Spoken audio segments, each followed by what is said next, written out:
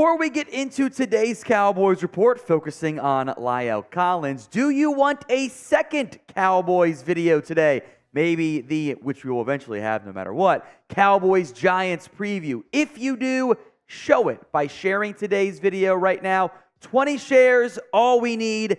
And the bosses said we can do a second Cowboys video for you today. Let's get into Lael Collins. We did the short last night because the news kind of happened late in the day. We already put a video out, so we promised we'd do it today, and we will. The Bengals, in a somewhat surprising move, have released Lael Collins from the PUP list, making him an NFL free agent.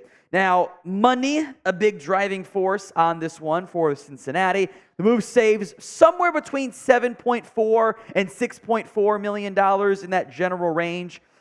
Their basically injury settlement, how much does he get as a result, is uncertain. That won't be determined for a little bit. So somewhere in that range, let's just say it's 6.5, 7, kind of even number there. Makes sense for the Bengals there. Now, Collins is still recovering from a fairly awful knee injury that he suffered late last year that we'll go more in depth on. But so many of you asking, should the Cowboys bring him back? Twitter, the comment section, DMs, I get it. Collins was a really good right tackle for the Dallas Cowboys not that long ago. The first year after he signed that extension, it's like, wow, the Cowboys got a steal. Then his play did begin to fall off, but Collins has also played left guard, which we will also go more in depth on in terms of how it could be in play in the 2023 version of the Cowboys offensive line and Lael Collins. And the Cowboys' depth is shaky. Jason Peters headed to Seattle. The Cowboys didn't have Tyler Smith in week 1. We will see about his availability in week 2. Should know more today and or tomorrow.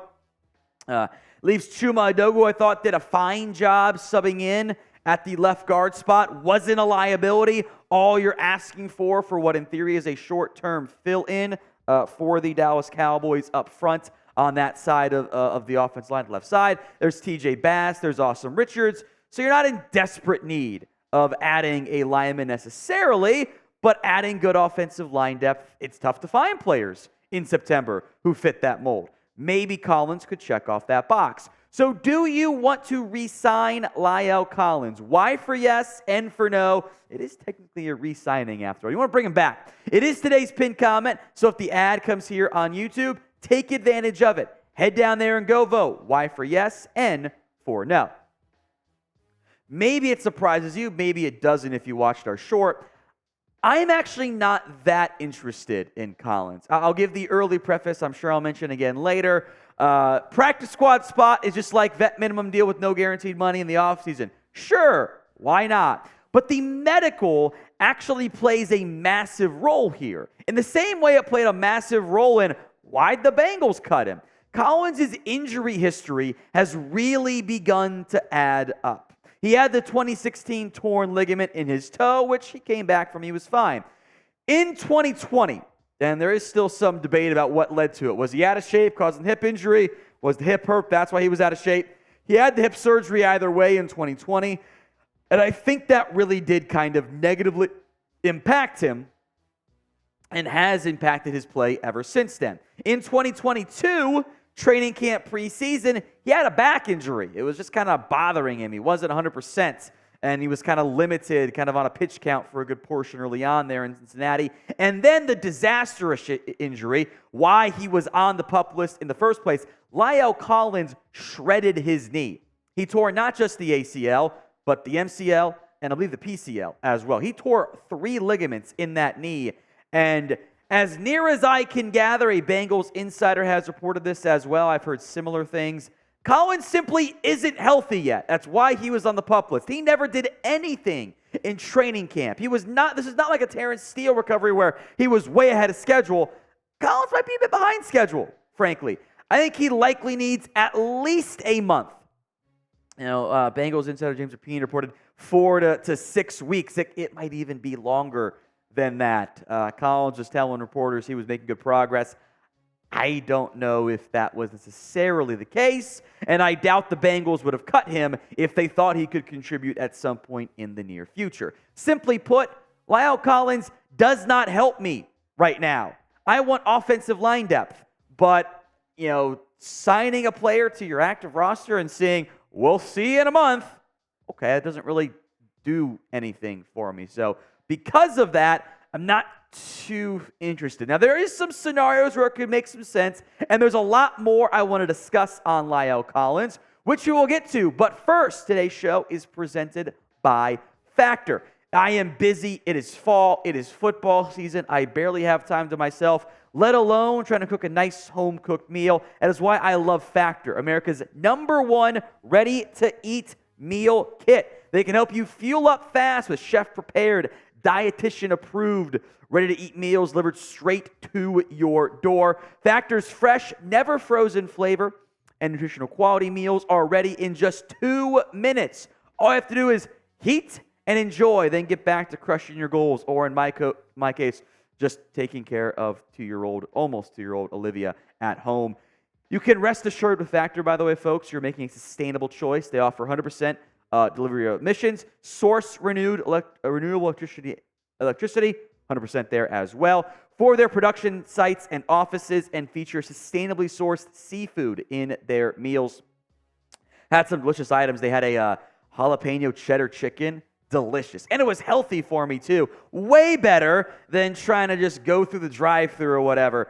Head to factormeals.com/CowboysChat and use code CowboysChat to get 50% off. That's code CowboysChat at factormeals.com/CowboysChat to get 50% off. The loaded bacon shredded chicken was both a favorite of mine and producer Chris's, by the way. Links in the comments and the description of today's show.